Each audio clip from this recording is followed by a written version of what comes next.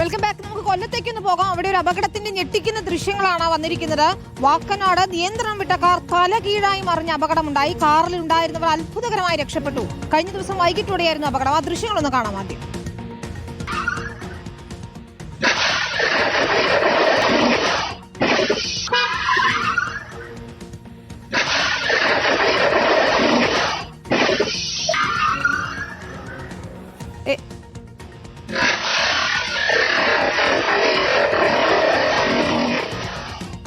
AV ജയശങ്കറാണ് ചെയ്തത്. ജയശങ്കർ, ഞെട്ടിക്കുന്ന ദൃശ്യങ്ങളാണ്. കാറിൽ ആരൊക്കെയാണ് ഉണ്ടായിരുന്നത്? ഏതായാലും പരിക്കു പറ്റിയോ, രക്ഷപ്പെട്ടിരിക്കുന്നു എന്നത് ആശ്വാസകരമാണ്.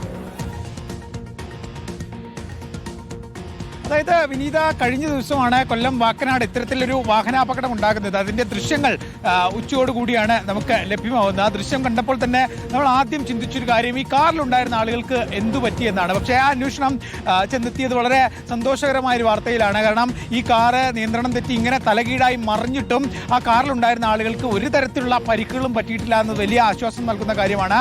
ഈ അപകട സമയത്ത് 2 പേരാണ് ആ കാറിലുണ്ടായിരുന്നത്. പക്ഷേ ആ 2 പേർക്ക് എന്തോ ഭാഗ്യത്തിന്റെ തുണ കൊണ്ട് മറ്റെന്തോ കാര്യങ്ങൾ കൊണ്ടൊക്കെ തന്നെ ഒരു അപകടവും പറ്റിയിട്ടില്ല. അവർ 2 പേരും സുരക്ഷിതരെന്നാണ്. ജയശങ്കർ, റോഡിന് സൈഡിലുള്ള ഒരു കല്ലിലാണോ, ഒരു തിട്ടയിലാണോ തട്ടി മറിയുന്നത് കാർ? ആ വളവിലാണെന്ന് തോന്നുന്നു അല്ലേ? അതായത് വിനീത, ഈ വാഹനം ഇങ്ങനെ പോകുമ്പോൾ അതിന്റെ നിയന്ത്രണം പെട്ടെന്ന് നഷ്ടമാകുന്നു. എന്തോ എവിടെ തട്ടി അതിന്റെ നിയന്ത്രണം നഷ്ടമാകുന്നു. അങ്ങനെ ആ കാറ് തലകീഴായി മറിയുന്നു. നേരെ തിരിഞ്ഞ് അതിന്റെ യഥാർത്ഥ പൊസിഷനിലേക്ക് വരികയും ചെയ്യുന്നുണ്ട്. അതായത് വലിയ രീതിയിലുള്ളൊരു തലകീഴായി മറയൽ ആ കാറിന് സംഭവിച്ചിട്ടുണ്ട്. നമ്മൾ പത്തനംതിട്ട ജില്ലാ കളക്ടറുടെ വാഹനമൊക്കെ അപകടത്തിൽപ്പെട്ടത് കണ്ടതാണ്. അത് ഇന്നോവ ക്രിസ്റ്റ, വലിയ സുരക്ഷാ വിഭാഗത്തിൽപ്പെട്ട കാറായിരുന്നു. പക്ഷേ ഈ കാർ അത്ര സുരക്ഷാ വിഭാഗത്തിൽപ്പെട്ട കാർ അല്ലെങ്കിൽ പോലും എന്തോ ഭാഗ്യം കൊണ്ട് ആ കാറിലിരുന്ന 2 പേർ അവർ രക്ഷപ്പെട്ടു. നോക്കൂ, കാർ ഇങ്ങനെ പോകുമ്പോൾ വളവിലെത്തിയപ്പോൾ നിയന്ത്രണം നഷ്ടമായി.